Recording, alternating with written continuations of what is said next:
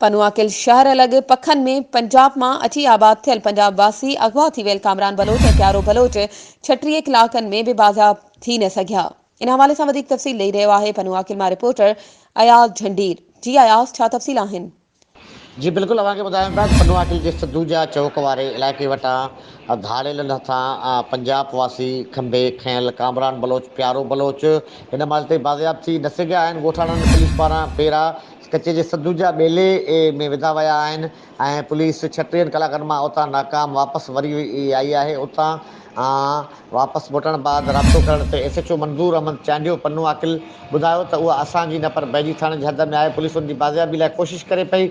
होॾां कचे जे रज़ागोठ थाणे मां मौला बख़्श इंदड़ जे ट्रैक्टर ते कणिक समेत 4 पोरियत जेके काल्ह सुबुह जो ई मुबैना तौर ते अगवा गुम थियल आहिनि, उनजो अञा ताईं को पतो न पियल आहे। उनजी अगवा मोमो बणियल आहे।